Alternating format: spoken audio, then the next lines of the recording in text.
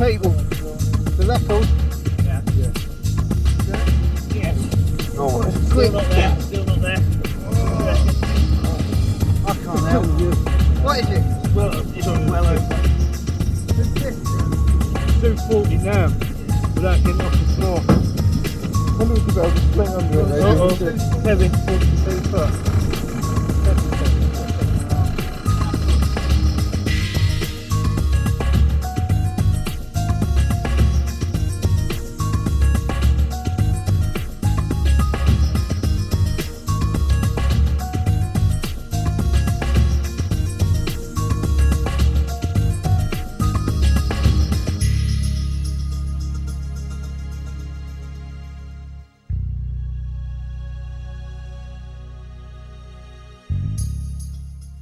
As the world gets metaphorically smaller, and increased numbers of airlines compete for the same number of persons willing to aviate themselves at less expense than 10 years ago, the sight of unacceptably shaped rod-carrying packages being struggled and bent through the automated luggage loading systems of international airports has become a familiar and sympathetically watched spectacle.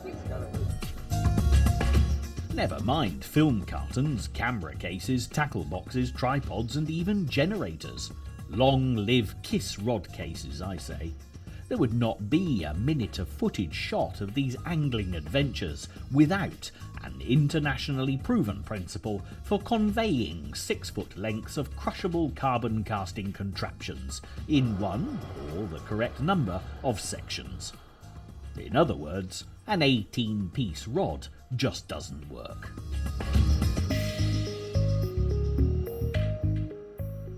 Never sure whether to carry as onboard luggage the highly expensive digital all-singing and dancing cameras or the personally more important multiplier reel that connects me to my chosen quarry if I'm fortunate enough to find one, every boarding and disembarkation is truly a tension-filled moment as you watch the vital parts of your kit disappear into the airport's all-consuming machinations and wonder whether you'll ever see a tackle again.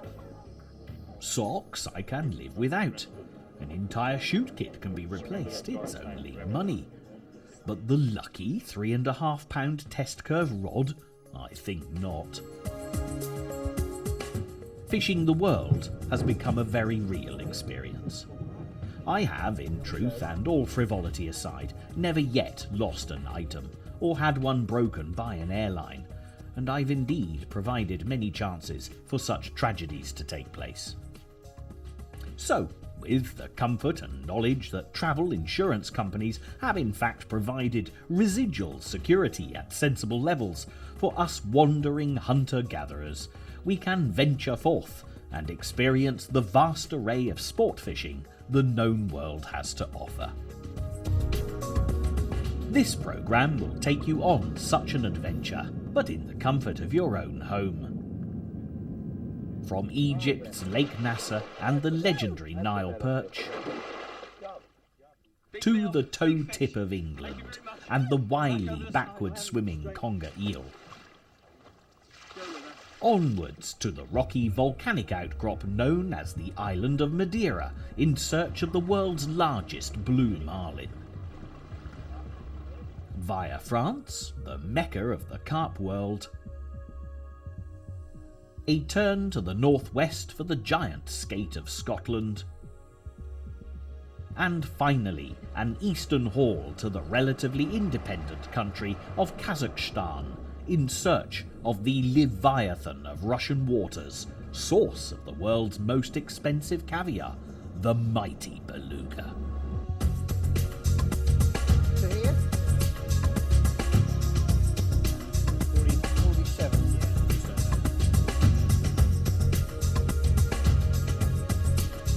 Should we try lift? Yeah. How about some coordination? you can call it. Go for it. 1, 2, go!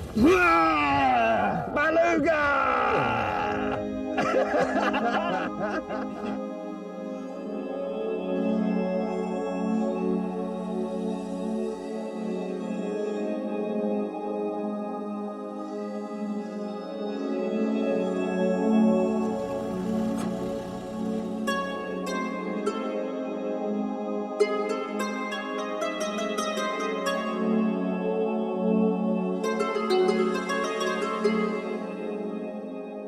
Egypt.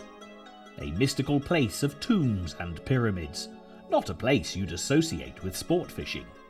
But you'd be surprised, for here, on one of the largest man-made lakes in the world, you can catch the biggest of freshwater beasties. This is the home of the legendary Nile perch.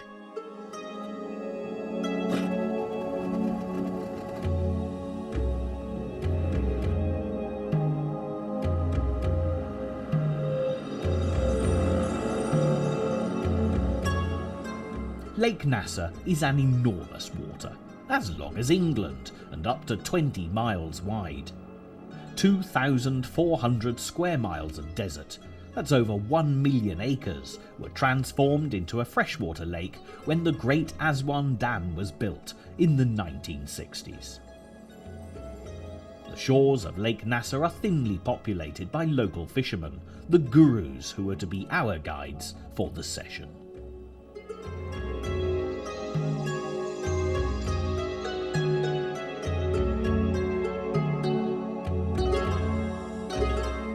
But what of the fish? The Nile perch can grow to over 2 meters in length. It's a good fighter and usually leaps high out of the water when first hooked. Record specimens can weigh around 200 pounds. The Nile perch is a voracious carnivore, feeding mostly on small fish. Amongst the ancient Egyptians, it was highly esteemed, and many mummified perch have been found in the burial grounds around Esna along the lower Nile.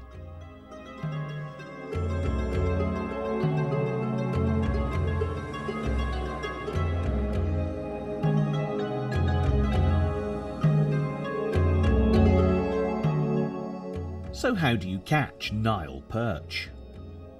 Take a multicoloured lure such as those made by Rapala. Tie it to the end of a line and drop it into the water. It's as simple as that.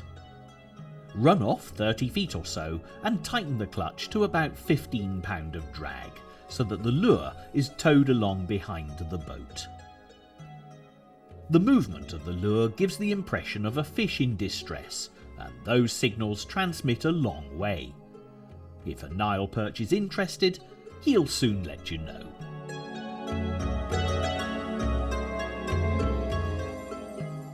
Dave Watson, my freshwater angling companion and consultant for carp fishing programs, was the first to strike Nasser gold.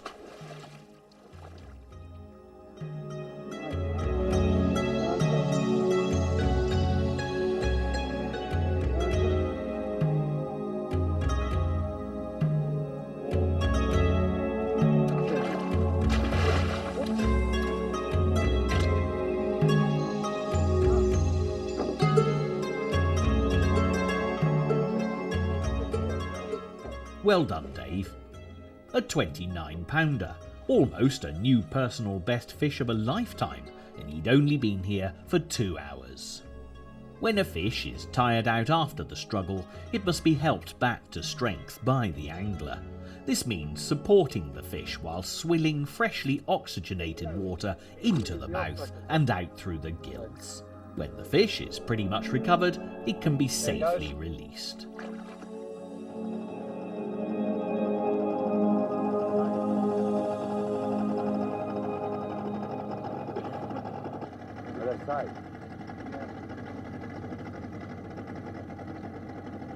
When my first strike came, it was a bit of a tiddler compared to Dave's. They're not frightened by it, Tim, are they? They are not intimidated by it at all. Ready, Dave? Yeah, got it. Away. There we go. And just as beautiful. Look at the condition of these fish. Stunning. One day, this fish, allowed to survive in this sort of conservation atmosphere, will grow to 300 pounds. 300 pounds. Maybe more. Brilliant. And the little ones are as good. Bye bye. Whoosh! Straight down, no missing, is there? The first real morning, and the fish are coming thick and fast. But they weren't quite the size we'd complacently hoped for.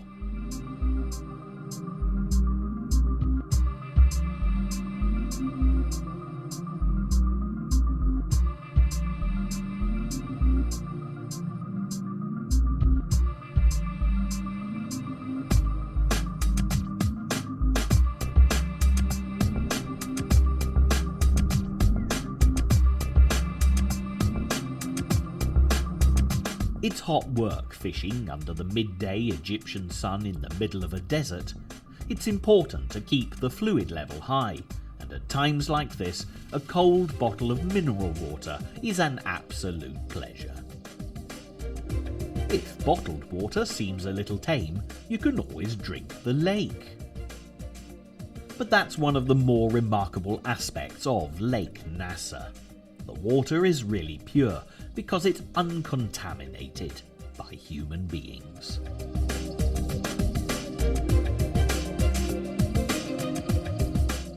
Morning rushes to midday, midday drifts to afternoon. As the fish got hotter, so they got lazier, and we settled down to the slower pace of life on Nasser.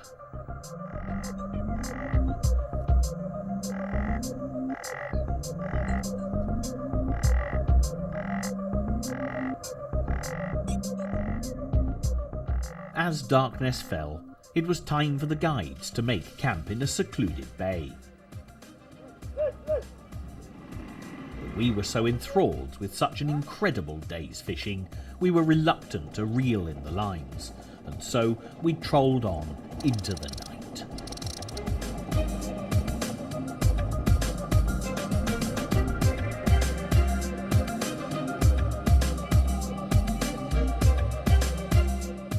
When you're travelling 30 miles a day, a fishing expedition like this one needs to be totally self-sufficient. Fuel, electricity, water. We had to bring everything with us, even the cabaret. But the food we caught. Barbecued Nile perch beats British bass hands down. Why even bother with knives and forks?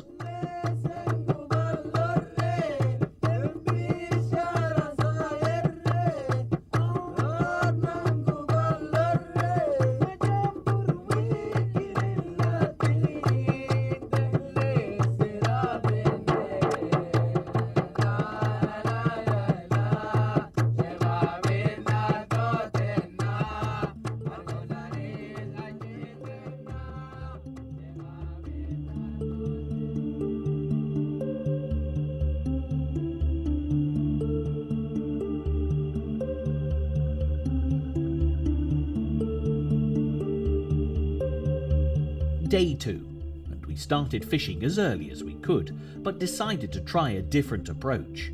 Find them with the boat, but try to catch them from the shore.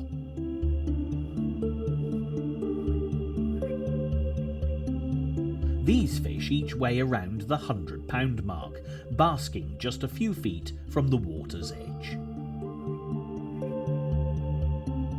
The techniques for catching them are similar, requiring only a change of rod type to give some casting ability. Sling it out, and by reeling it in at various speeds, you'll make it look like a tempting snack.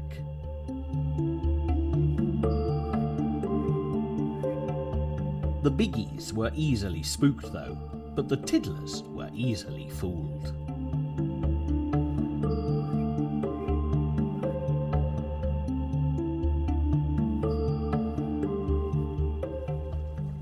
The Nile perch isn't the only predator to thrive in Lake Nasser. It's also home to the tigerfish, another great scrapper on light tackle. The tigerfish has to be one of the most beautiful freshwater fish in the world, but it's also one of the most ferocious. Its distant relative is the South American piranha, and, not surprisingly, they wander the lake as they please. They need careful handling, as those teeth leave us in no doubt that the tigerfish is a serious predator.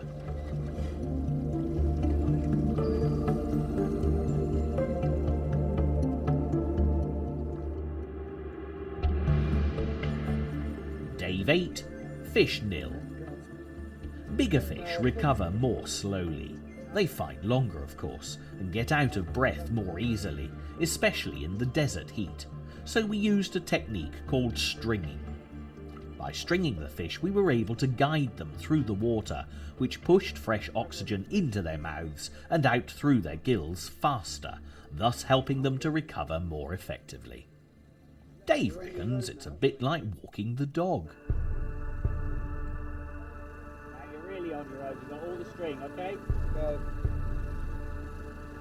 To remind you of your Labrador. Another day, another beautiful camp, and an invitation to take tea with the local fishermen. We were their guests of honour. They lived in a simple one-room hut on the edge of the lake for 5 months of the year that the heat was bearable, catching tilapia. When they weren't fishing, their tastes were uncomplicated. Ethnic music, unusual tea, interesting tobacco.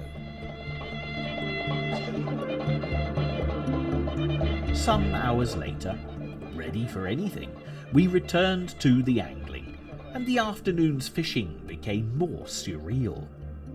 This is a pufferfish. Well, what do you think of meeting the English? Is it good? Okay. Yeah, fine.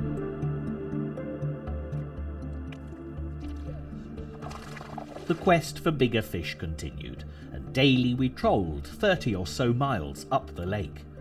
Despite all my efforts, and a quick prayer to Isis, I continued to catch little ones, whilst the more laid-back methods employed by Dave and Safari Chief Tim Bailey continued to notch up the bigger fish.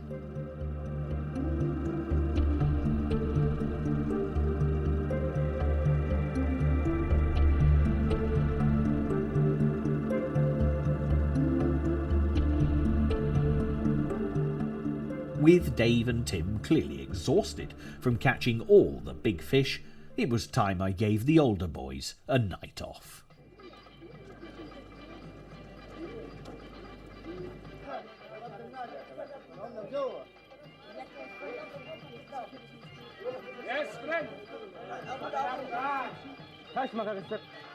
Downtown Aswan, and into the heart of a real Egyptian market. Not a plastic pyramid or tin Tutankhamun to be seen. It was time to give Dave's scalp some respite from the sun. The air was filled with the smell of exotic and fragrant spices.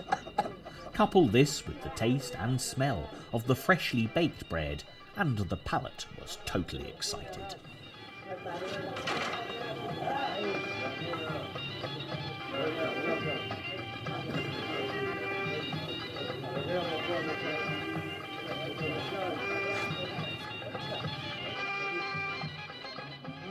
We wandered those delightful and intimate streets until the early hours of the following morning.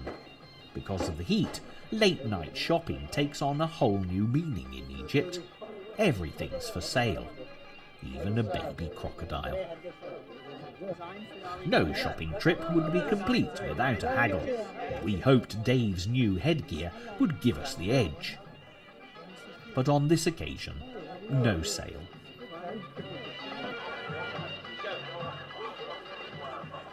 Suitably refreshed, and clutching Dave's new bargain buy, Learn Arabic Fluently in 2 Hours cassette, we returned to the lake for the start of the 5th day.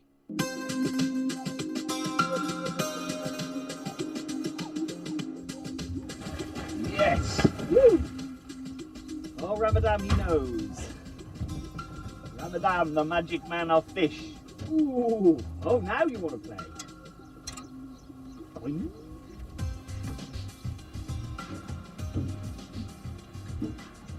At last, I sensed some weight at the end of my line, but would it hang on for the ride?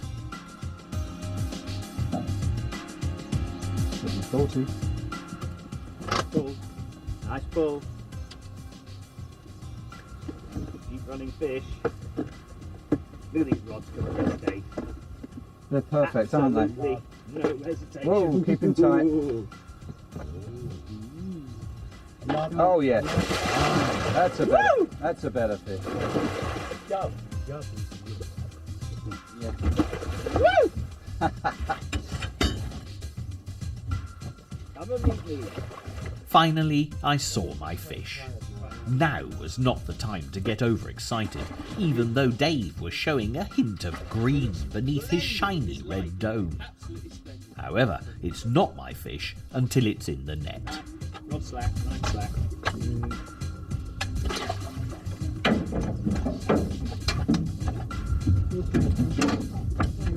Better be without candy. Lovely. Absolutely splendid. Hello, baby. All right, Dave. Nice one.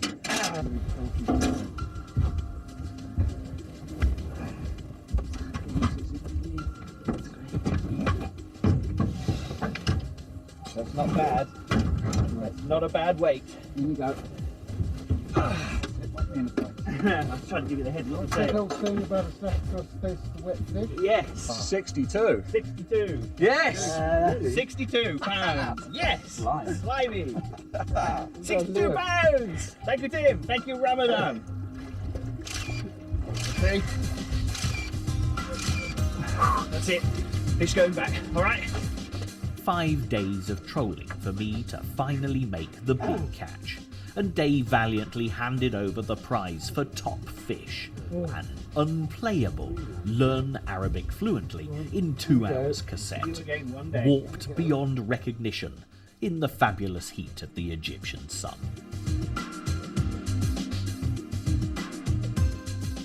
Since that pioneering trip, the first cameras to record Nile perch fishing at Lake Nasser for television, I've been back at least a dozen times. Twice with my sons when they've reached the grand age of 11. I can think of no better environment to introduce the ethic of catch and release sport fishing to future anglers and conservationists.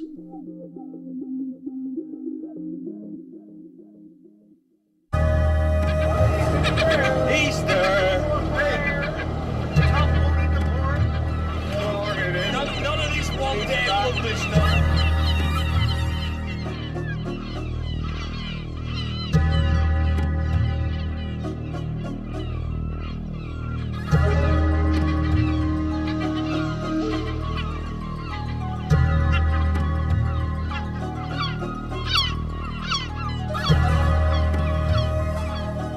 For a respite from the sun and some cooler air, it's off to the British Isles and the strangest of fish that can be encountered in the United Kingdom.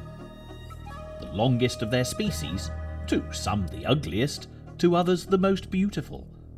To everyone who fishes for them, they're certainly the strongest. Lean, moody and magnificent, we're talking about the congaree. You gonna lift that by hand, Alex? Yeah. What do you reckon? Yeah. She got a fat head.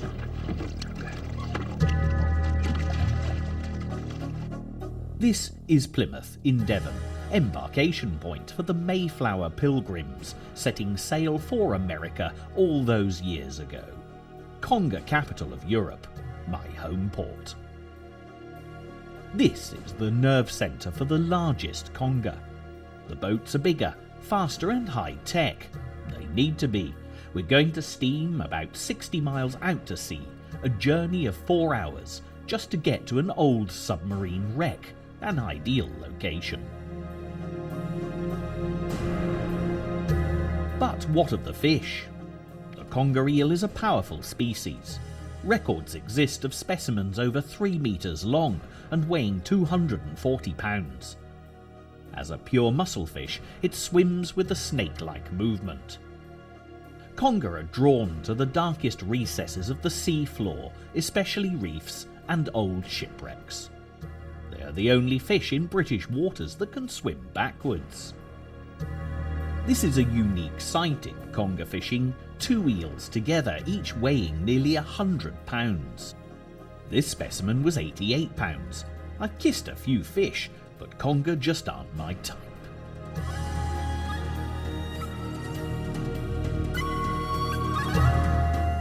The day's a mill pond, allowing all the boats to race to hidden marks lying far over the horizon. A brief stop, hopefully, on the way to feather up some mackerel, the most tempting bait for our chosen species. Conger are surprisingly fussy eaters and have high standards of cuisine. Luckily, a fast boxful and off again. Open up the engines for another 20 miles. A gamble, but distance has paid off. It's going to be a beautiful day.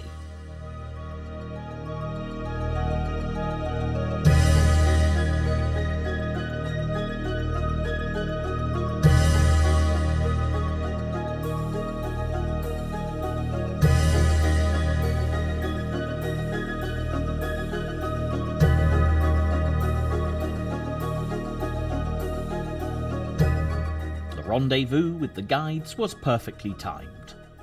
After a few clicks and squeals, we steamed in unison to the special mark.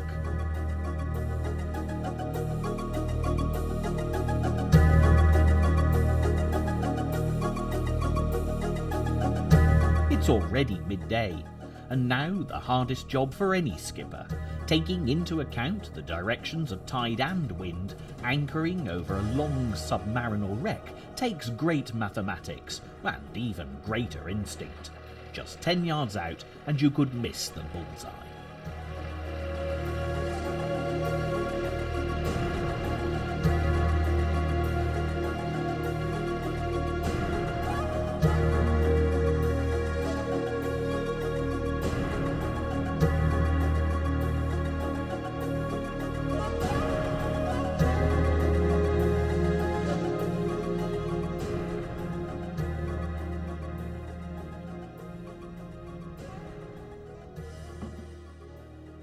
Lucky Dale is in first. This is a different league of pressure. This is where you really start to work. The fish can be much bigger on a wreck, but is it a big fish that I'm into, or am I just snagged on the wreckage?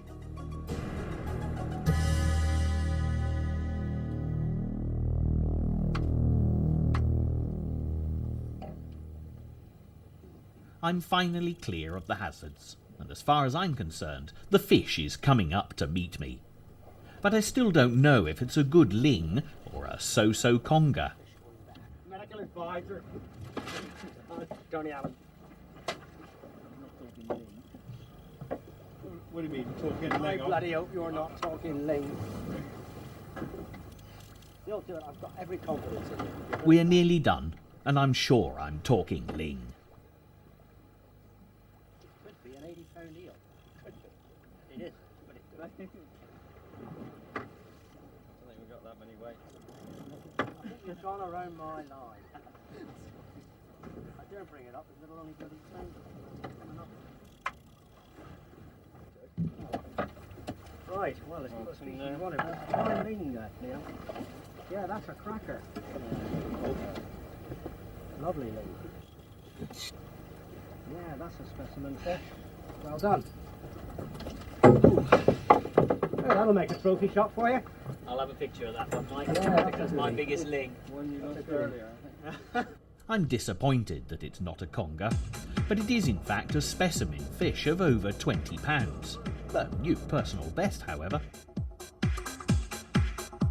Roger, following close behind, thinks he's got the first eel.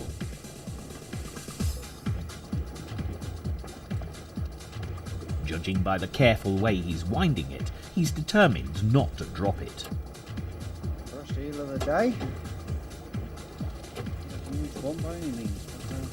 But, How much line did I lose there, Tony? oh. Nothing then, really.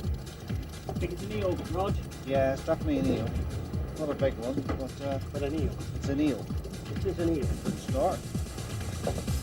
Oh, look, he's having a little nod. Ah. There he is in the water.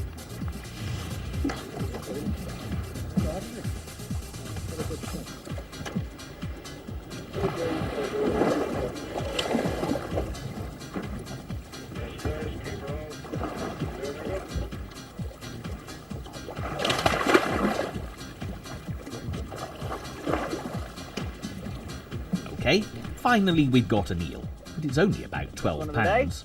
We're not breaking any records today. One of the most useful tools in charter boat work is a T-bar. In the right hands, an eel is quickly released.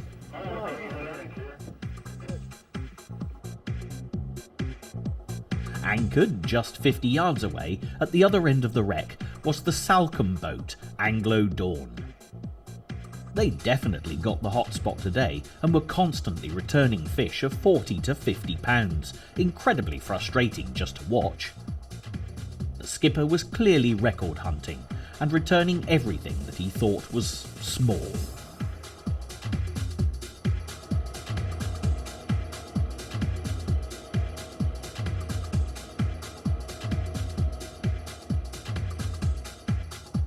Just 5 miles away, the world record was being seriously threatened by the Plymouth boat the Mistress. Bill Warner, world record conger skipper, had bagged an amazing double. 94 and 98 pounds respectively. None of this one-day wonder stuff. A member of the elite. Our one-day wonder is freshwater angler Steve Womack. He bravely swallowed the seasick tablets and joined us for the day, and nearly bit off more than he could chew. Concentrate on this piece. And then, you know, all hell breaks loose. And the fish is lost. It's more or lost in these final seconds of any fight than they ever are at the bottom. Should they come in to start it in that? Didn't he go then? What a dive. That was just straight down. You You ready with that gaff? Yep. They're ready. For a Roach and Rudd Canal fishing man, this was an entirely new experience. Keep it in the water. Nice deal. That is Keep it in the a water. big conger. And there he comes. Well done. Well done, Steve. Cracking eel. Put your hands in the gills. It's the first one I've ever seen. Is it? Yeah. Oh, that's a lovely In the fish. light. Well done. I'd spent 20 years building a 54-pound personal best record. Am I going to be beaten by a one-day wonder? Okay, that's for sure.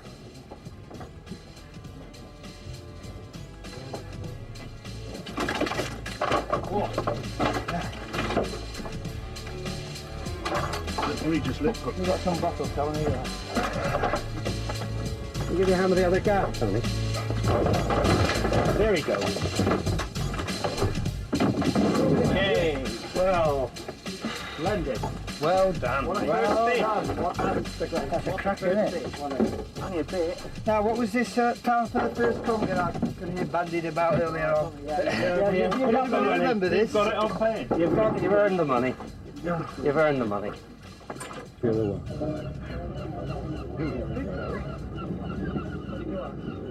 Back to the quayside at the end of the day for the traditional weighing ceremony.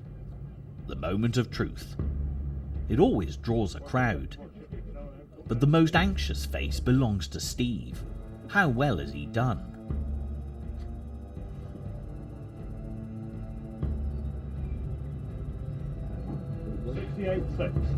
£68, an absolute cracker. Ready? Come on.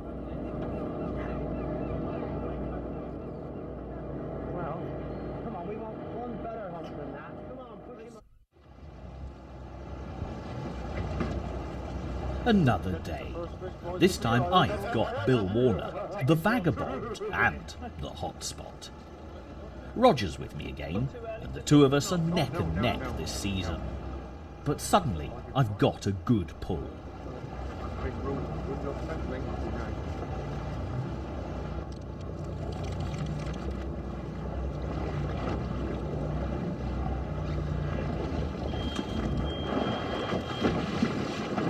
Ooh, that's better.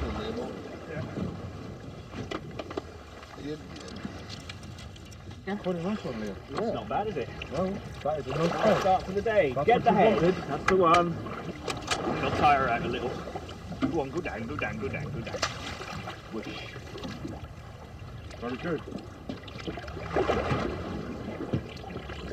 Pretty. There we go. You going to lift that by hand, Alex? Yeah. What do you reckon? Yeah. She's got a fat head. On the stick. You want it in the book, do you? Yes, let's have a look. Tell me when you got the load. All right. Come on, Alex, more porridge. She's a little heavier than Alex thought. Was this a new personal best? We gone 50? Yeah. I reckon so. Slack line. That's why I shot them on. I bet you did. It's just, oops. We've all agreed that she's a good 50, but we're not taking her home to weigh her. I reckon she's £58, and I'm claiming her as a new personal best. All right. Big bill, big fish. Thank you very much. Okay. Back over the side. I haven't got the strength. Special as she may be, preserved for all time on film, and a one-off date probably. I'm still not going to kiss her.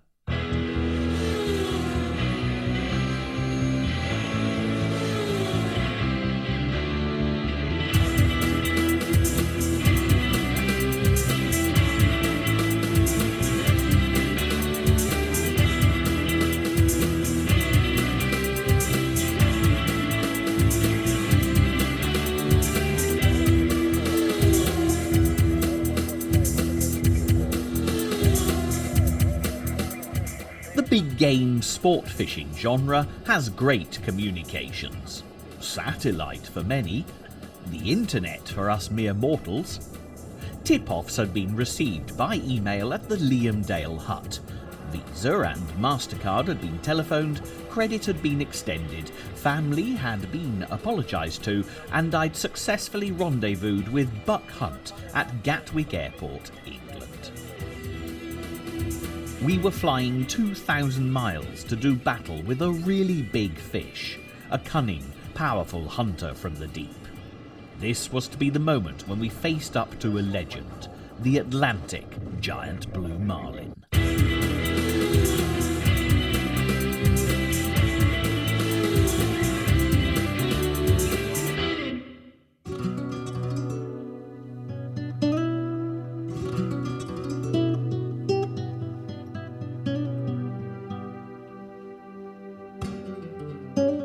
Madeira. It's a volcanic island 350 miles off the west coast of Africa, just north of the Canaries. It's 36 miles long and 14 miles wide, so wherever you go, the ocean is never far away. The waters here are vast. They're over a mile deep, and they need to be, as they're home to the Atlantic giant blue marlin, a fish that can exceed 2,000 pounds in weight. Deep-sea fishing is a very glamorous sport. It's like the Grand Prix circuit, only on water. You need serious money to run a serious hobby like this, and marlin can cover up to 3,000 miles in a week, which means the sport is literally international. And so are the major players. Men like Stuart Campbell, a multi-millionaire, and once the fishing partner of legendary Hollywood actor Lee Marvin. Jean-Paul Ricard, multi-millionaire, world record holder, and owner of the world's largest and most expensive private fishing vessel. But then there are some tiddlers too, like my mate Buck, who at the last count wasn't a millionaire, and me, keen but worth only about 65 cents on a good day. Still, here we are, just the two of us on this big ocean, and each hoping to catch the fish of a lifetime.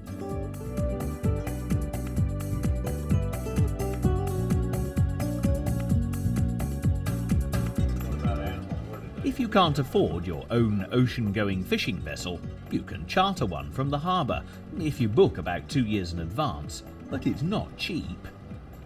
It costs around $1,500 a day. But if you choose wisely, you can get the benefit of a really top crew, and the investment is well worth it. At this level of expenditure, you really want results. The design of the boat is unique.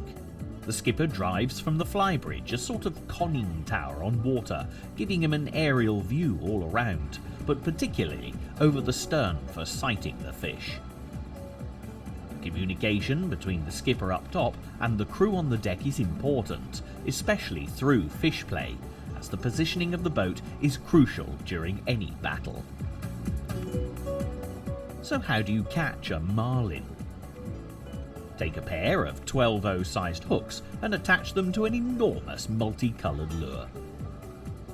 Attach the lure to a line with a breaking strain of 80 to 130 pounds, about a mile in length. Wind this very carefully onto a reel that looks like a winch and bolt that onto a rod that looks like a telephone pole. Run the lure in a teasing manner about 30 feet behind the boat and drag it along at about 8 miles an hour. This'll entice marlin up from the depth to play, as they cannot resist a pile of noisy shoaling fish. The battle is fought from the fighting chair, and you need the help of an unlikely ingredient, washing up liquid. More of that later. But what of the fish? The giant blue marlin grows to over 5 meters and is one of the highest leapers amongst ocean fish. It's also one of the fastest swimmers, achieving speeds of over 50 miles per hour below and above the surface. It's one of the few successful hunters of the fast-swimming smaller tuna, but concentrates on any shoaling fish. The average weight for a rod-caught specimen marlin is around 400 to 500 pounds, but fish of over 1,000 pounds are caught.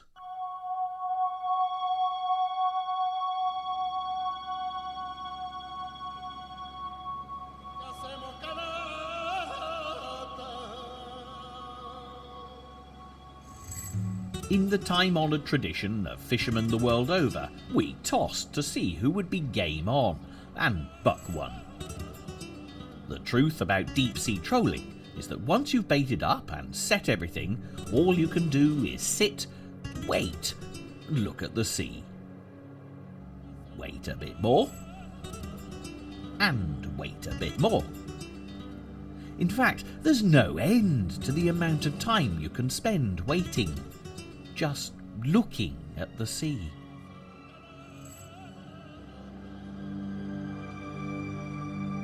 Then finally we had a visitor. Not the marlin of our dreams, but a hammerhead shark. A golden opportunity to wake up and have a go with my British conquering gear. After all, Buck had to conserve energy for the first crack at the marlin. What a shame. Hey Bucky, can you get my harness? Black one.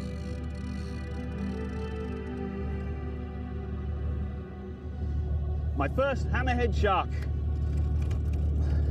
So far. Standing up to fight a big fish is much harder than sitting down. The harness helps your shoulders come into the game, and the shark was beginning to prove that I needed them.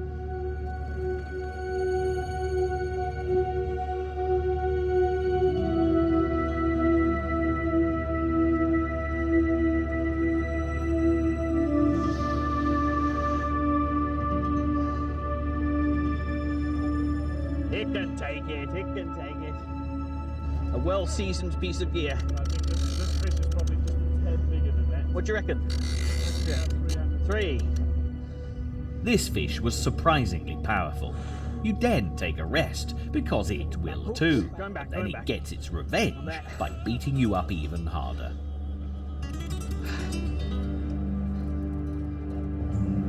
Knows what time we've got to hook up. See how long it takes this old man Dale to pull this little one. Just keep going ahead, Hannibal. After a half-hour wrestle, the hammerhead had had enough of fighting the stumpy little English chap, and it threw in the towel.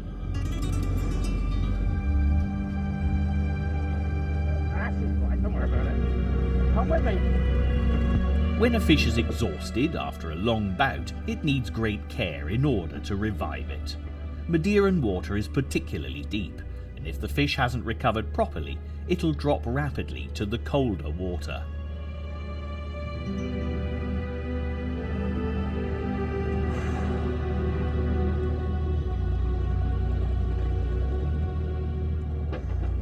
Towing the fish along for a few minutes gets oxygenated water flowing back through the gills. Then he's released to fight another day.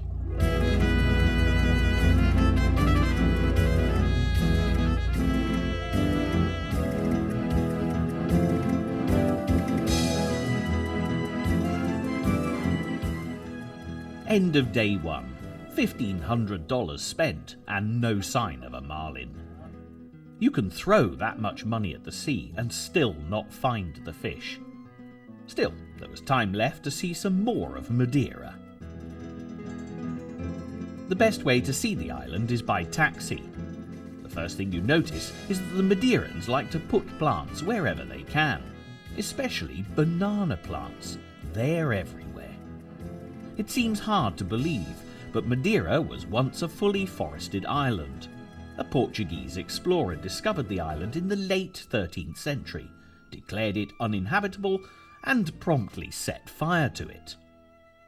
The fire raged for 7 years, an early contribution to global warming. Back at the harbour side, we spent the evening trading fishing tales with the resident big boys. They'd caught 2 marlin, didn't seem too impressed by our hammerhead shark.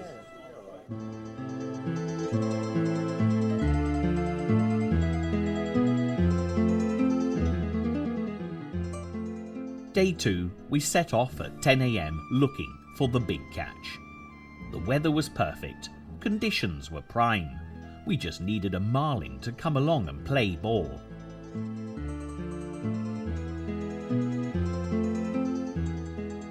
"40 minutes later, we were all set, patrolling 6 lures over a volcanic rift in 3,000 feet of water, when a scream from the fly deck meant we had something. A marlin had been raised. The first sight of a marlin is extraordinary, and all hell breaks loose. Buck was hooked up into a monster fish. All other lines are retrieved as fast as possible, and as the marlin tears away, the boat is reversed at speed to stop the marlin stripping away all the line.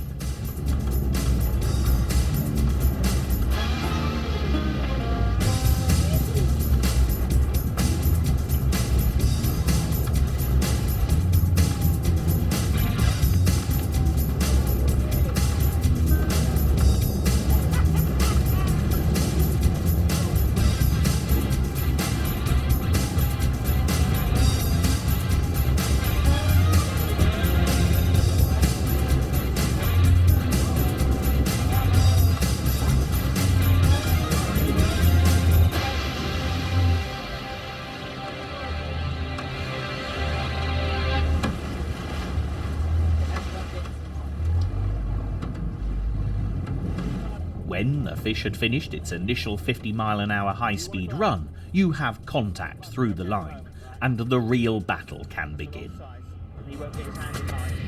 One quick squirt of that washing-up liquid under your canvas diaper, and you'll slip along that Perspex seat as smoothly as David Coulthard in a Schumacher slipstream. Alrighty. Nice and neat, doing good. Pretty decisive bang that one, wasn't it? Huh? Pretty decisive bang that one. Did you see the fish before it hit? No, I was talking about this other one, what we were going to do with it. Yeah. And that one there, and then boom, like Woof. that's how quick it happens, unless your eyes are actually on the jig. When it comes up Yeah. on those quick ones, you never see it. Yeah. The pressure is incredible. You're literally being pulled out of the boat. If you get the physics wrong, you're off and away water skiing, but with a marlin in charge, you'd ski straight down into the depths. Taking Buck's shoulders instead. At this point, the fish is using its sheer weight to fight back. Buck has to keep his legs locked and shoulders back in order to change his centre of gravity to put pressure on the marlin. Well, that's the theory anyway. Yes. You're a prime candidate for getting frogged. You spread your legs like that. It's them long legs, isn't it? Them Take long your legs. time. She tensing your cheeks. Now this is a critical moment. After 50 minutes of hard labour, Buck's ordeal is almost over. In the final moments, the skipper steadies the boat. Once the wireman gets his hand on the leader, the capture is official, but it can still go wrong.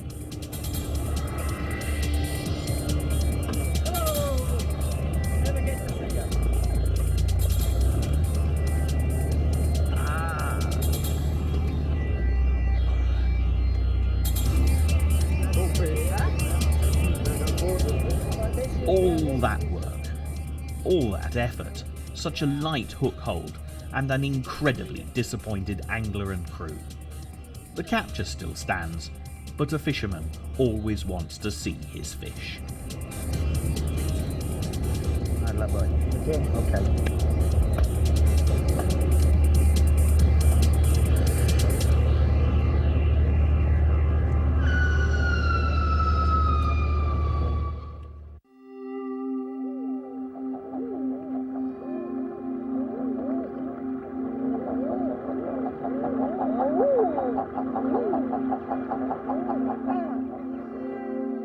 Day 3. The disappointments of the previous session faded away in a vat of that fine rich wine which bears the island's name, and slightly hungover, I was off to see how the big boys play at fishing. Jean-Paul Ricard's French Look 2 cost $7 million, a further million a year to run her. What a toy. This is a very elaborate, complex and expensive way to go fishing. Yes? Did you start like this or did you build up? That's the expensive way. That's the real sure it's the expensive way, but Did you dive right into the deep end or did you build your fishing and your tools for the job over the years? it's like everybody. You begin with a small boat. I begin with a small 32-foot Atlas in Africa, in Ivory Coast and Senegal. And after I buy a Merritt's 46, we fish for 3-4 seasons in all Central America, Panama, Costa Rica, Virgin Islands, or Caribbean Sea. Right. And the dream was that. We make 4 years to build this boat, but now And only marlin? Always blue marlin? No. You fish other species? all the species we have for all kind of fishing. We have for fly fishing, for blue marlin, for light tackle, for everything. So you have more than 150 or 60 words and we'll go. So I go back to rainy England and you go to Brazil at the end of the season. Yeah.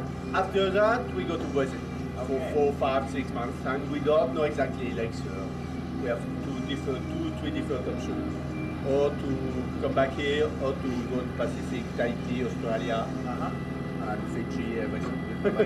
And your top fish this week so far? Yeah. What size? We caught 850, 900 pound fish. This morning we lost a very big one. Yeah. Very big one. I think it was much more than 1,000. Yeah.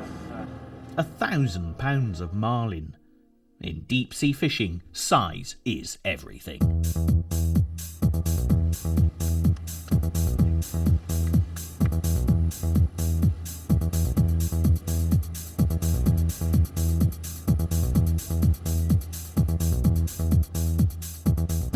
Day 4, and $6,000 later. It was now my chance at the marlin. Even though Buck hadn't seen his fish, his turn was over.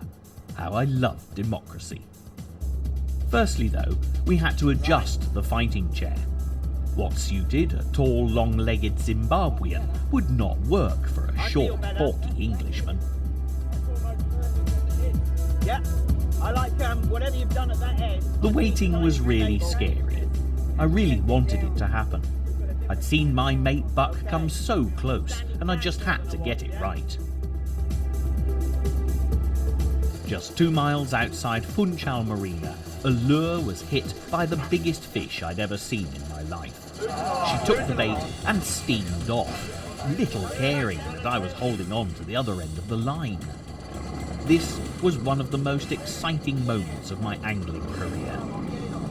The marlin was particularly acrobatic, and I had to learn quickly to listen to Nigel the wireman and concentrate on the physics or risk losing everything.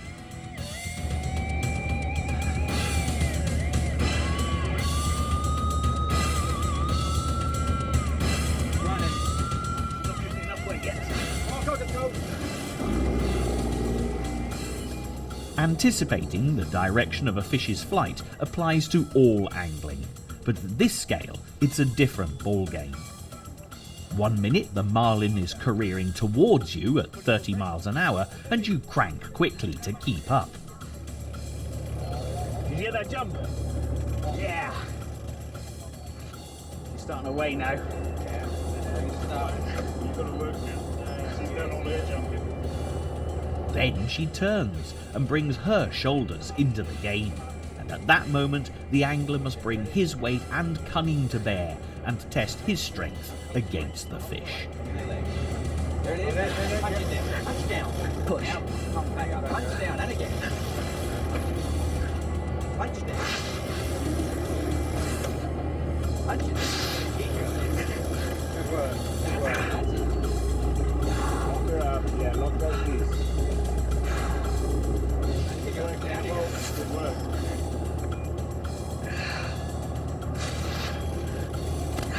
Yeah.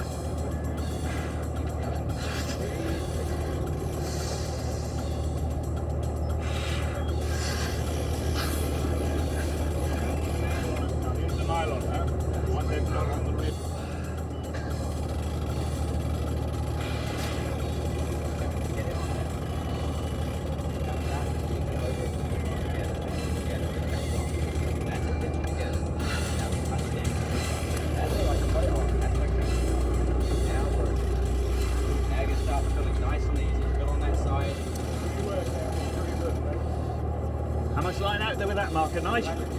200 yards. Along this side here. Keep working on that side. Back towards this area. It's only 20 minutes. Sweating yet? Just cocking up. Want a drink? Just give me a shout. I'd like a shout. That's it. Now Hand on. Straight your legs. That's it. Right, that's it. Pushing up. We're going to go to max. Max it out. Hard work now. Now you're going to do the old lifting out. We're going to do some standing up. Okay. Where you're going to leave. That's the idea. Now look.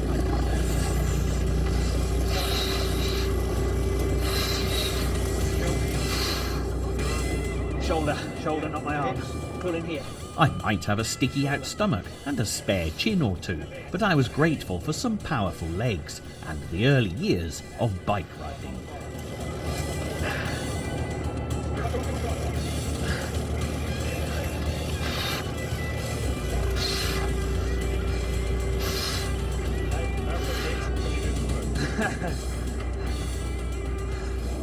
"25 minutes into the fight, and I'm starting to feel the strain. My cranking arm is seizing up. For $1,500 a day, you can get the best advice in the world. But when all is said and done, it gets very lonely in the chair. Hardest fish I've ever fought. Without a doubt. Extraordinary feeling. Just sit there. Actually lifting my whole weight right off the floor. Because it's been Because it's cut over. there, you've cut over. Do we let that run off or do we just crank over it? That's the reason for bringing across even. It goes too fast. Here comes the lure and the leader. Almost scarier than leaping into the chair. Did we have a firm hook hold? Would I see my fish? Get that knot in there. Get that short. Now push. Now left to the shoreline. What a beauty.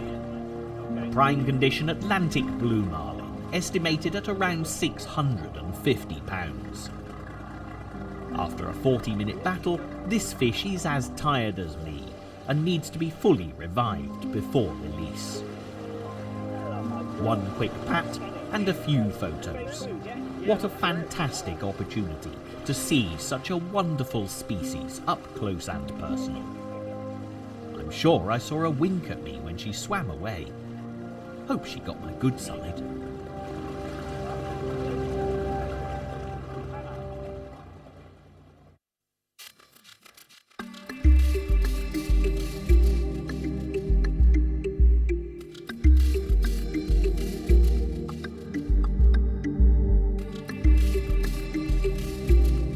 For most fishermen, catching giant carp like these is nothing but a dream. But for just a few, knowledge, understanding and total dedication will probably result in the big catch.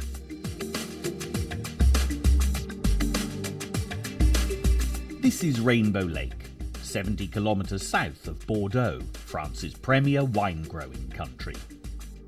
It's just one of the many waters in France that hold the biggest carp in the world. It's only March, but the temperature is already well into the 70s, a carp angler's paradise. But what of the fish?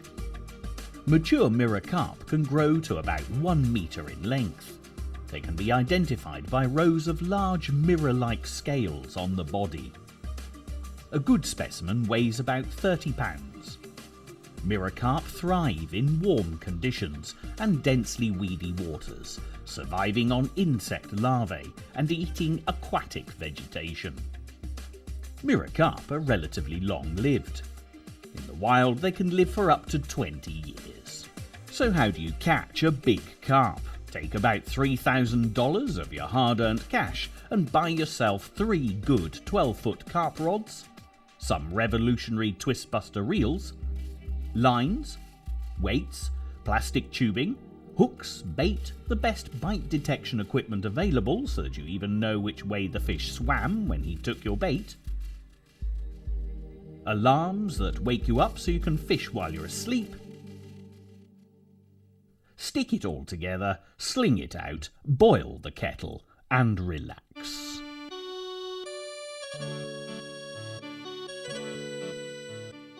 Well, it's not really as simple as that. You've got to find the fish before you can catch them. Here at Rainbow Lake, I've spent a good 3 hours recceing. Best to have a good look round and read the water. Then it's time to look at the contours of the lake, and that's done by rowing around the areas that interest you with an echo sounder. That's another $300 worth. All very useful, but technology can never beat experience. I've picked 3 places to cast out my rods. The first one is going to be by this little island just beyond it. I've picked the little island that's in the middle with the highest 2 trees so that when it's dark, with a bit of luck and a bit of moonlight, I'll have some bearing as to where my gear is for that rod. But again, I found a feature on the bottom, a specific little bank that's very open and it levels out very flat. And with the bank sloping down to this small plateau, for want of another word, I believe that all food will tumble in that way and therefore become food trap. And the third rod is going to go out to the snaggy bits of stuff over the other side. Now, to me, that's a lovely little sanctuary for fish. If I was a fish and knew that people were looking for me, I'd bob out of there, grab some dinner, take a stroll, walk the dog, and slip back into there. So I'm going to send this one away in that direction. Having picked the spot, we've now got to feed the fish. And for me, the number 1 bait is the boilie. That's the main course on the hook, but what of the appetizer? This is called particle. It's a mixture of maize, hemp and groats, with a few boilies thrown in for good measure. A sort of carp porridge. Chucking it in all directions around the hook bait draws in the fish. You can't beat a free meal. So what is a boilie?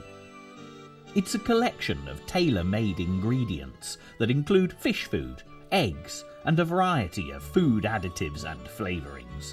Boiled in water, they get a hard skin, which protects them from the appetite of the freshwater crayfish. While I'm slowly preparing my way in the warmer south, things are getting busier in the north. Lac du Der Chantecoq, 60 miles east of Paris, home to some of the biggest carp in France.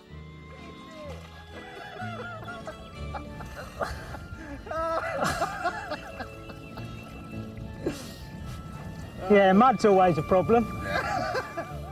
Kevin Maddox and Alan Taylor are 2 of Europe's top carp anglers. They're fishing a 13,000-acre lake that feeds water to Paris during the summer months. They're fishing a swim that 2 months ago would have been under 20 feet of water. A boat saves a 3-mile route march through glue-like mud and means that they can literally fish a spot that would have been swam and fed over such a short time before. All this effort can be really rewarding. Over this 4-day session, Kevin, Alan and 2 others landed an incredible 1.5 tons of carp. Fishing non-stop, they caught specimens ranging from 16 to 40 pounds, one of the largest catches in carp angling history. Another 20, is it? Yeah? Well done. 23 pound. 23, yeah? Yeah. Okay. A beautiful example of a mirror carp. Oh, a cracking looking fish.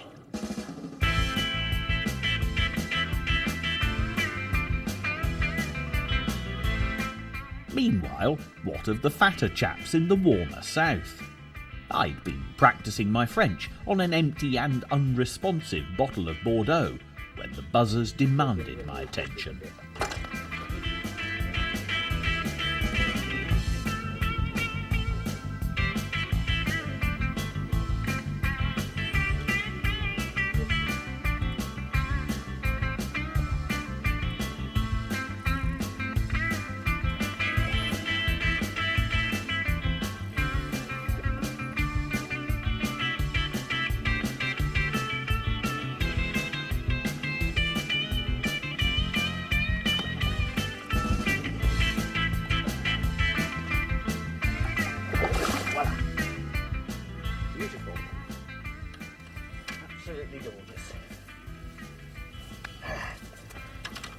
And we're getting bigger.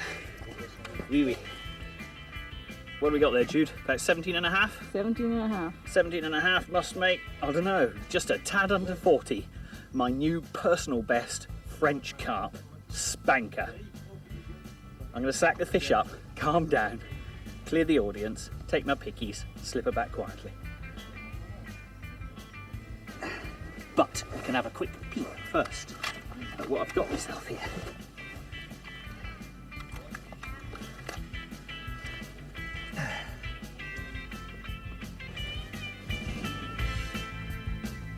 Here we go. Too big for me to handle with my puny self. There we are. One absolute beauty. So, without further ado, have a look at the head, get a reach on that back. Turn around. And we're going back home. And I'm going to call it quits because it's been a hell of a session. A hell of a session.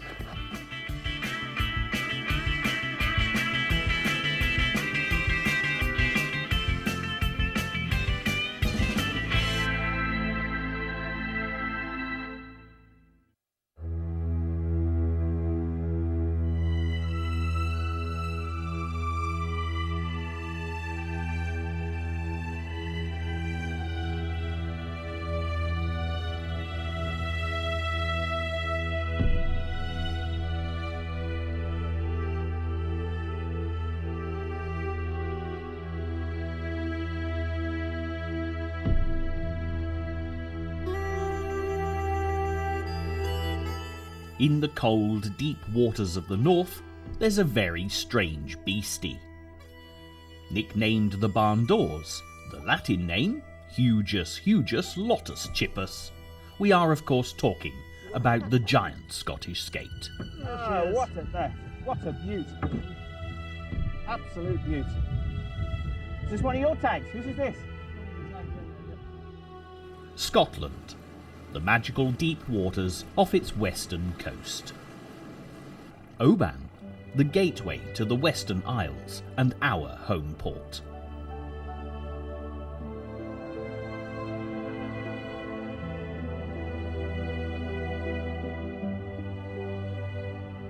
But what of the fish?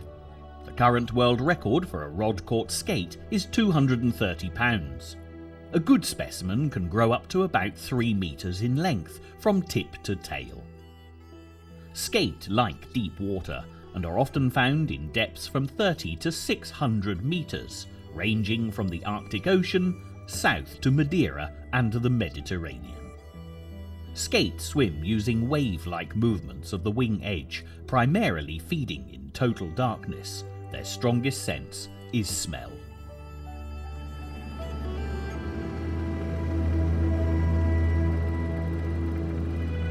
To catch a skate, you need deep water, and in these parts you can expect depths of over 400 feet.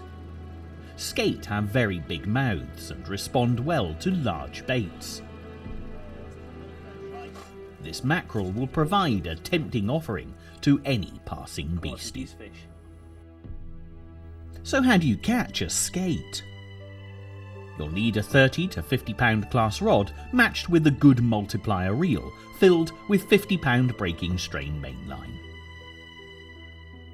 You need heavy weights, at least 1.5 pounds each.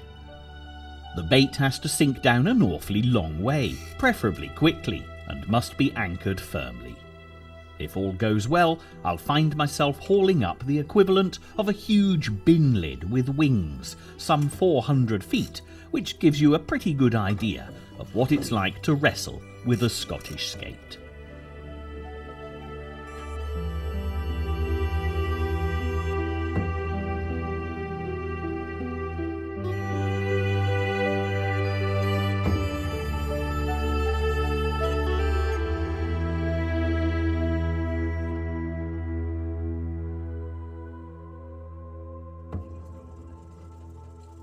Brian was the first to get lucky.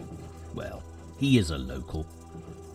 These are large fish, and etiquette dictates the reeling in of all the other lines, as the fish tend to kite off in any direction other than the one the angler wants. She's sliding up gracefully, is she? That's it, just Yeah. go through the water there. A little too gracefully. Maybe not the 150 mark, yeah? Around about the 100 here. Eh? Yeah, we'll settle for that. We'll Oh, start for well, it. do us a hell of a pile of chips with it, won't it? Ronnie was telling me earlier about how often they've caught the same tagged fish a few times over, so it'll be interesting to see if this has got a spike in it, which also seems to tell us that they're not that fussed, are they? Well, They get tagged, boom, drop back down again, they're getting picked up again within half an hour. that's right. They're back on the right. feed, so. Beautiful.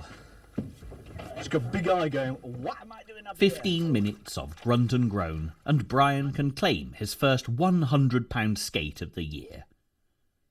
Gaffing the fish through the wing is the least damaging way of bringing a heavy skate on board. Bigger fish are best handled with 2 gaffs, one in each of the wings. Yes! Well, Well done. I'm not impressed. That was not me bending over. Talk to me. I'm feeling like flaming Samson here. It's got a face. It's even got little legs. The tail is the bit to avoid. They're so thorny they can slice right through a rubber boot. A prime credit fish for Brian. You like that tail just Brian there, 1, Brian? Come Liam to 0. You ready, Junior? Big splash. Bye-bye.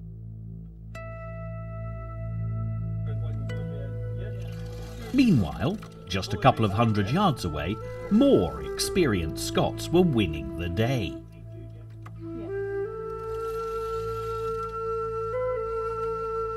As gracefully as 2 ballet dancers, the anglers reeled in stereo, while we just watched and waited. Had the fish picked up 2 baits, or had they just tangled? I had a mental picture of one fish with 2 hands, just holding on to both lines in its quest to try and triumph by catching 2 anglers at once. What a picture that would make for the fishy angling magazines many feet below. All right.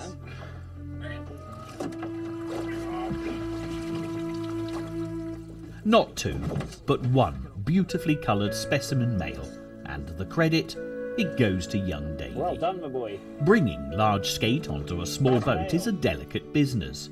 2 gaff hooks on the job protects everyone, including the fish. Time for a few pickies. And when the skate's finished his roll of film, he's back into the water. Scotland 2, stumpy little English chap, 0. Wee.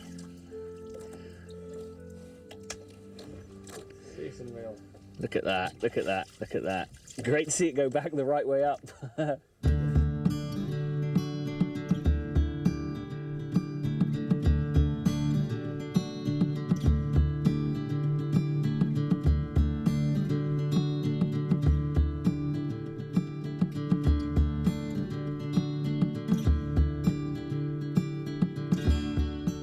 Regardless of my failures, it was time to take a ride on a bigger boat and explore the Highland island of Mull.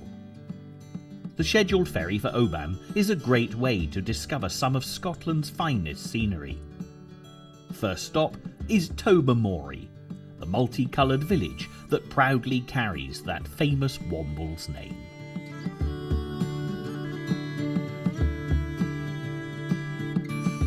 Naturally, as a fisherman, I was drawn to the Sea Life Survey Centre at Deveg.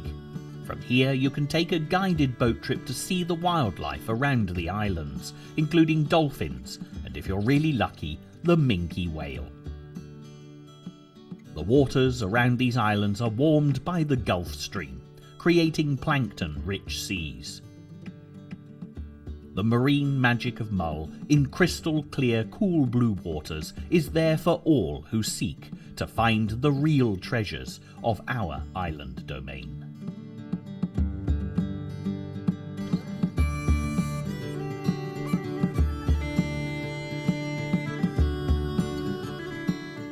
The day of rest did the skate good, and they were now ready for me. My first chance at a giant Scottish skate off Oban in the sunset. I've been in play now for about 20 minutes and my arms are getting really tired, but I'm trying to be old butch and not bother with the harness. The fish feels a good weight. It's a deader weight than Tonga. Ooh, and suddenly she's climbing.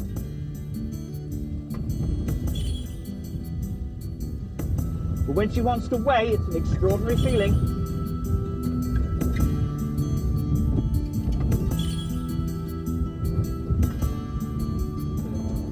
Wind's picking up now and the tide, and the fish is on the surface. Do they normally finish upside down like this? You can come in anyway. Yeah? Swimming for the tail first. Right. So it's definitely more than the fish must be around about 150, I would reckon. Okay. Do you want to... Ah, what a net. What a beaut. Absolute beaut. Is this one of your tags? Whose is this? Absolutely marvellous. Wonderful. Look at that. A Scottish giant skate. It took 20 minutes of muscle-warming effort to catch this fish. A big girl skate, or 157 pounds of her. I'd finally cracked it. Scottish giant skate. Send it home. Go and have a haddock for supper. You ready to go, boys? Yep, we are. 1, 2, 3. Right. Push. Woo! Flat, flat. One. Wonderful. Biggest fish I've ever caught in British waters. Really worth the trips up here.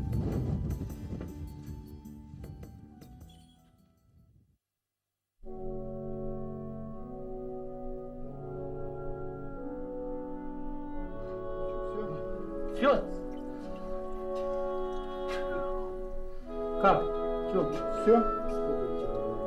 Полторы тонны. 1,5 тонны. 1,005 pounds. And so we venture east for the last leg of this particular adventure. Our destination is Kazakhstan, where the Ural River meets the mighty Caspian Sea. Guryev, where Europe meets Asia. Home to the world's largest sturgeon. Source of the world's most expensive caviar. The Leviathan of Russian waters, the Beluga.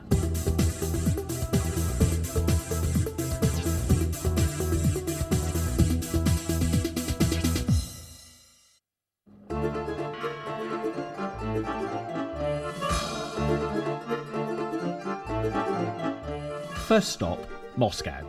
But from here on in, an unknown country as well as an unknown species. We were keen to get to the fishing, but how could you not stop and look at all those places which just a few years ago had only been accessible through the occasional TV camera? Red Square, the Kremlin, Lenin's tomb, St. Basil's Cathedral, and the tomb of the unknown soldier. Due to direct flight cancellations, because there wasn't enough fuel, we had a slight detour to go through. Air travel inside Russia is an exhilarating experience, where the passengers not only applaud the landings, but also the successful takeoffs.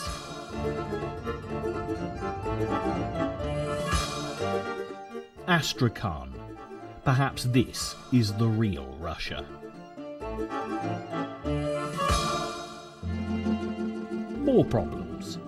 There were to be no flights to Guryev, and the one train had been cancelled because the driver's mother was ill and he had to stay at home. No planes, no trains. That just left automobiles. The Russian bus driver had our proverbials in a vice. For £300, that's 6 times the local annual salary, we managed to find a guide willing to take us to Guryev.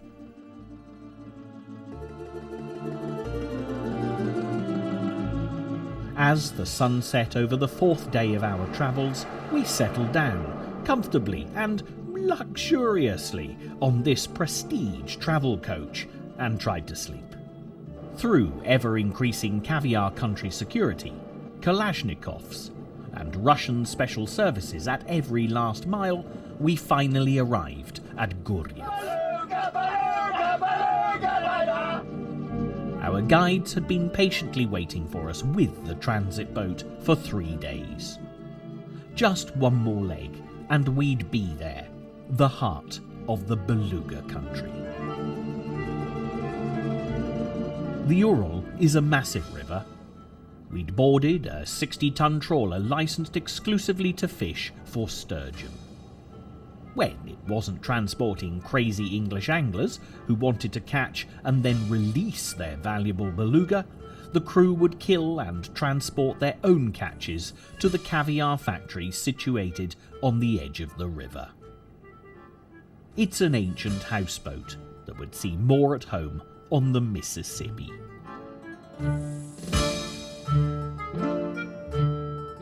At last, we touched base. The houseboat was a sight for sore eyes. It was a sight for any eyes. After 28 hours of continual travel, you would think that we wouldn't care, but we did. No toilets, just a hole through the boat. No water storage, a bucket from the river, and an intermittent and sulky generator, giving occasional light and power. Never mind the luxurious accommodation, what of the fish?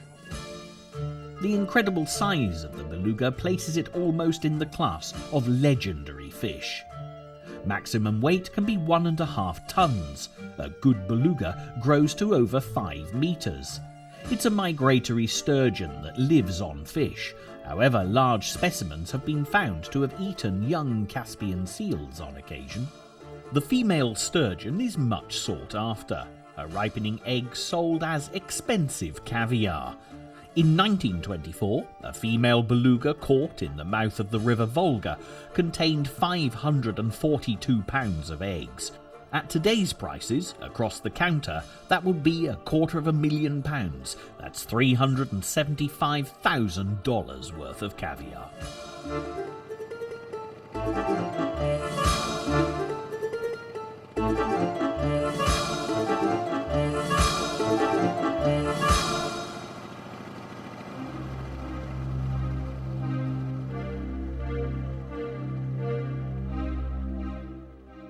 The Caspian Sea, and our first sight of this massive inland water.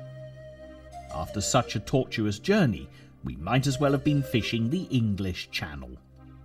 The wind intensified, and the rain came down. All illusions of tropical breezes and suntans rapidly disappeared as we quickly donned our wet weather gear.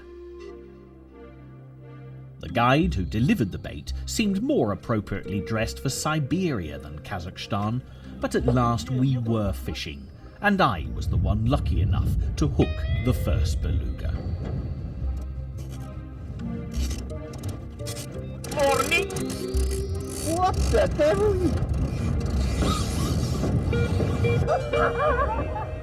Oh, he's got one! Is your bottom firm? Do you like a firm bottom? My bottom is very firm. I saw a lot of crazy men, but this one is the craziest. Yeah. Yes, he takes some beating.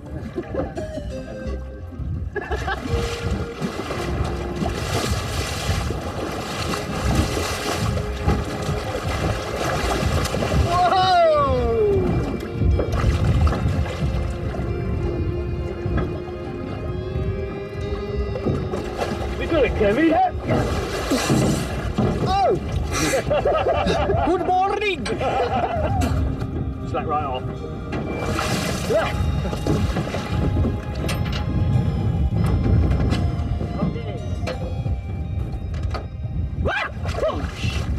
Watch it, Liam. Look up the bottom. You might get wet round the face, Liam, with it. I'm alright with wet face as long as you've not got wet camera. Hang on, dorsal fin, pectoral. That's it. What do you want to do now? How do you want to do it? Try and take the weight if I can. I've been forget that idea. This fish weighed 128 pounds. For most anglers, a fish of a lifetime. What a start.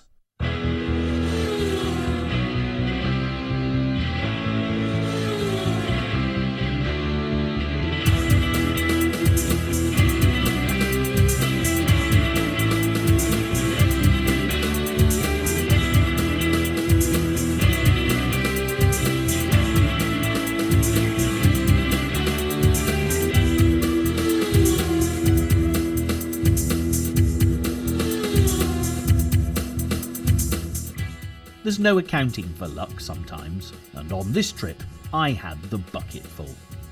Kevin and Mick caught some very good beluga, weights ranging from 80 to 180 pounds. As carp and catfish anglers, they were well happy. But I'm a heavyweight fish hunter, and I was secretly hoping to break the world record. Without telling the others, I quietly scaled up the tackle. 6/0 hook and half a 3-pound bream for bait. Subtle stuff. Cast it up channel and away from the noisy boat in about 3 foot of water. Then it was just a case of watch and wait. But in truth, not for long.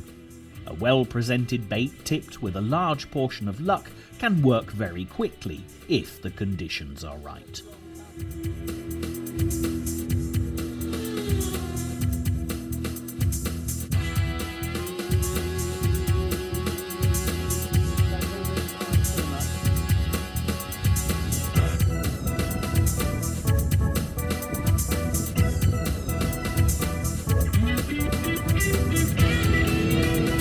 Hurry up, Nick.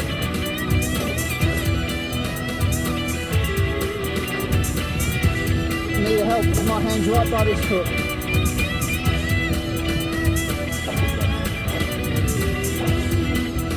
Steady as you go.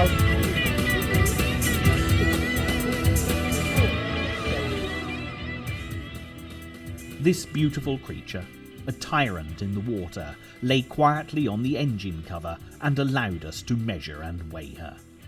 But would she shape up well against the world record, currently a massive 225 pounds? This fish was so large it was really difficult to weigh her. Then the moment of truth. The fish actually weighed 273 pounds, a new, unofficial IGFA world record. Well, that will do for me. We went on to catch something absurd like 2 tons of beluga. Once you have the method sorted, it's not difficult. A new world record holder. Try actually getting there though, that's the hard part. And arriving with your rods in the requisite number of pieces. The planet is getting smaller, and that makes fishing the world a greater possibility to all anglers prepared to venture forth and explore these new horizons. Mind you, for an extra adrenaline rush, you might try filming it all at the same time.